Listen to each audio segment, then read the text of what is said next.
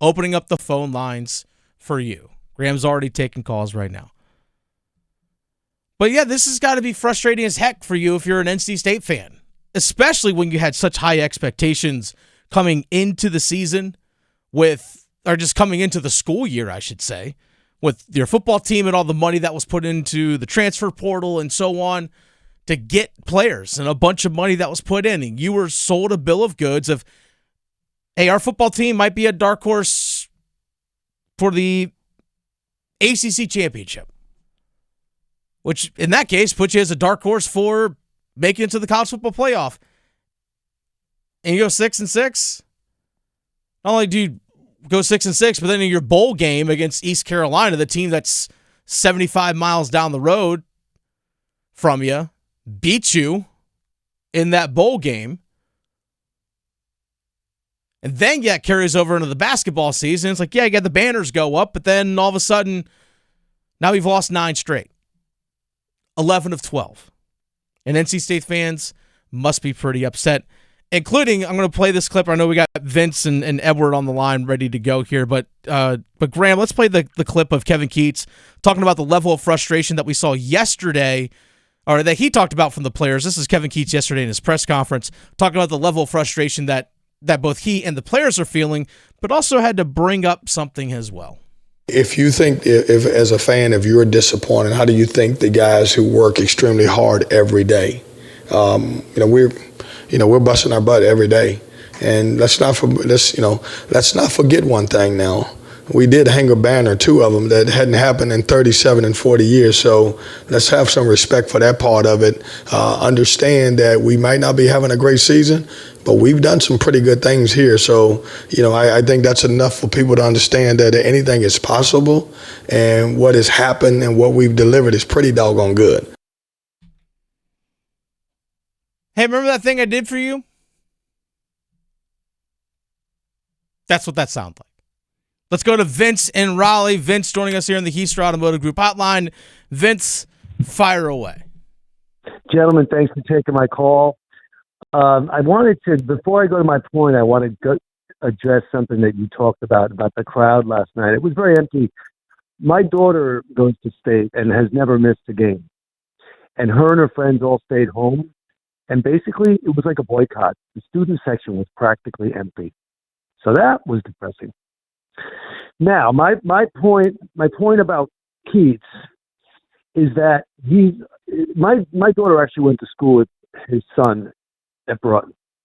He's a great guy, great family man. I really respect him. I love Keatts as a guy. He's a tremendous dude. Go on. He is. That's the thing. So there's nothing personal here. But really, like you guys had said before, Graham said that, 3 of 7 years they've made the NCAA tournament. Last year so one of those was a miracle last year. Really, that's not the level that you're expecting here. And I think if they had come out this year and gone 20-12 and, fine, you were like, great, stick around. But I think a lot of people now are like, basically also with the talent level that he brought in, some pretty good players, 18 wins, 19, 20, but not this. Basically, I feel like he's lost the team. And in that case, maybe it's time. Vince, thank you for the call. Really do appreciate it. And the thing you mentioned about your daughter being a state student, goes to every single game, and then people staying home as a boycott. I mean, that's honestly a way to show your frustration, is you do it through your wallet, is the way to show it. You do it through your wallet by not showing up to games. I was at the game against Pitt when UNC played on Saturday at the Dean Dome. There were a lot of empty seats. A lot of empty seats at the Dean Dome in a game that was needed. I was like, it's 4:00 on a Saturday. There's a big level of apathy that is set in. And we're seeing that obviously with NC State as well. Again, you show frustration through your wallet. Don't watch the games. Either don't go or don't turn it on your TV. Like, okay. Now we get it. If people are tuning out, that's a big thing, because guess what? Butts in seats equals money. And if your butts aren't in seats, means that money's not coming in. So big thanks to Vincent Raleigh. Let's go to Edward and Wendell. Edward, what you got, young man? Kevin Keatts, talked about how he put a banner in the Raptors for 37 years, or like having the 37. He's about to have the least amount of wins 2 times in 3 years. Yeah, you're pretty spot on with that. I mean, the results over the results overall just have not been there. The results overall just haven't been there. And Edward, you bring up a great point. Just the wins as a whole collectively haven't been there.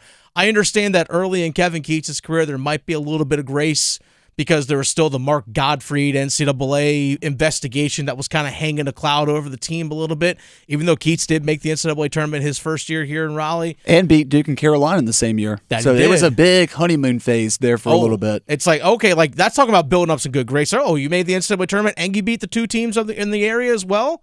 Oh, okay. All right. Let's keep this thing going, and it hasn't gotten there outside of that magical run that they made last March.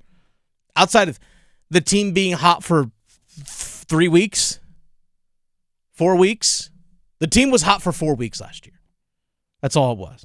Edward, thanks for the call. Obviously calling at any time. Let's go to our good friend Barry down there in Sarah. Barry, how you doing, my man? Good, Dennis. And that young man was right on point. The thing about it is Keatts was okay the first couple of years, but then after Godfrey's players left, he didn't do very good for the next 4. Had one good run. He's got to go, I'm sorry to say. Barry, let me ask you this. What should be a reasonable expectation for you being a State fan? What's a reasonable expectation for NC State basketball? I said it a couple days ago. A reasonable expectation for the program should be competing and getting into the NCAA tournament every year. It doesn't necessarily be a 4 seed or a 5 seed. It could be like they were a couple years ago. They were an 11 seed as an at-large. What's a reasonable expectation in your mind for NC State basketball? At least competing to get into the NCAA tournament. All right. I'm with you. That's 100% fair. Barry, hope you're doing well, my man. I know you're a Minnesota Vikings fan. Hope your Vikings do something fun this offseason for you, all right? Big thanks to Barry. Let's go to John in Raleigh. John, voice your frustration when it comes to NC State right now. Hi, I'm a 1987 alumni. All right. And for some reason, I'm hearing an echo. But anyway, I gave up my basketball tickets about 3 years ago because we were so mediocre. I could not give my tickets away when I didn't want to go to games. I can go to games anytime I want to now from several friends because they don't go. And it's just ridiculous.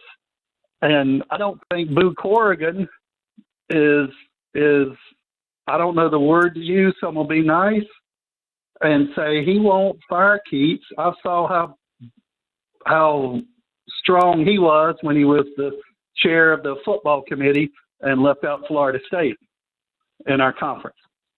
And finally, a good friend of mine was from Wisconsin. And he said, Wisconsin always obtains mediocrity or just above. He says, you guys can't even attain mediocrity. So anyway, it's time for him to go. I don't know what else to say. It's frustrating. I can go to the game tomorrow and I'm not going. Yeah, John, I think you echo what a lot of people, and thank you for the call. Really do appreciate it. You bring up a couple of points there. Obviously, the level of frustration, and we talked about the lack of attendance. I mean, again, that's a great way to show your frustration. And that's for any team, any sport. I mean, gosh, when the Carolina Hurricanes, for that long stretch where they didn't make the playoffs for 10 seasons, you could just about walk into the building if you wanted to at that point. Hey, sure. You can find resale tickets online for nothing. We even saw it with the Carolina Panthers right here in our state at different points just this season. There are tickets on sale for like $5 to games. It was easy to get tickets. Same thing for NC State basketball right now. It's the same type thing. You know what, Graham? I haven't even looked to see what tickets go online right now for for Saturday's game against Boston College. Oh, I did during the last time that we took a call. Go on. And let's just say that you mentioned the Carolina Panthers, right? Mm-hmm. Well, let's just say NC State basketball has entered Carolina Panthers territory as far as ticket sales. Not good.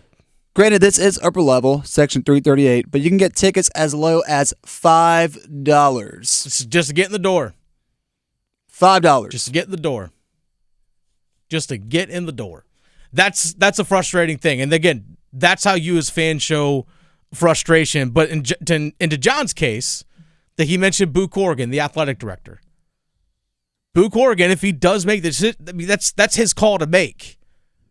Now, obviously, there could be pressures from boosters, pressure from alums, whatever it might be. But ultimately, it's his call because there is a buyout. And it costs money to buy out a coach and to buy out a contract. And also, who can you get? That's also the major question as well. Okay, if you are going to make a decision to move on from somebody, well, who are you going to get? Now, Dennis, I have a question for you. Talk to me. Because I know you've talked about this before. Sometimes it feels like NC State may have dug its own grave by going on that Final Four run last year. I've termed it possibly a victim of their own success. There it is. I wonder, because of all the incentives that Kevin Keatts got with the ACC tournament, the Sweet 16, the appearance in the Final Four, does that add on to his buyout cost, or does the face value of the buyout just remain the same at $15 million? I think it increased up to that $15 million. Okay, so mark. it added on. I think it's what it is. From my understanding, I think it's going to be, I have to dive a little bit more into this, but I think it might be about $15 million, which is not cheap. That's not just easy money that you throw around. It's not cheap. Look, I'm not calling for someone's job. I'm not. I'm simply just listening to what people are saying. From the fan base, from what I hear, from people that are calling in right now. We did the same thing for North Carolina 2 days ago. Hey, fans, what are you thinking? What are you feeling? And we heard a mix when it came to Hubert Davis. Some people said with Hubert Davis, got to let him go. Some people said, hey, give him another year when he gets the general manager and all that kind of stuff in. But I will say this.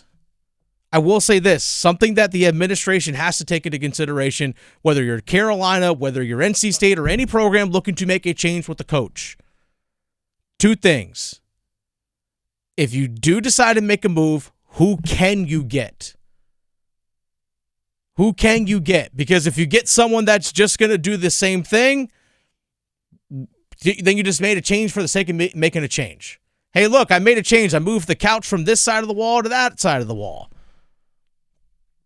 That didn't really change anything. But also you have to weigh in, if you don't make a change, what's it going to cost you? Because if you don't make a change, you have a level of apathy from your fans, not just level of apathy, but also just hate from your fans and distaste. It's going to take a lot to bring those people back. And again, it's all about the dollars.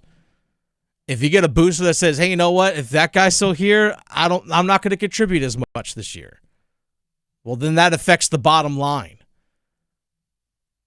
There's the trickle down that comes with all those kinds of things. If we're not selling tickets, that's not it's money not in our pockets that you desperately need. NC State, believe it or not, is actually trying to find ways to generate revenue. They're actually opening up the naming rights to their athletic director position. They're going to look to sell that as like a naming rights. Like you have, like, you know, for example, Bojangles Coliseum or Lenovo Center. It could be like the Krispy Kreme NC State athletic director, whatever it is. They're opening up that as someone can buy the naming rights to that position.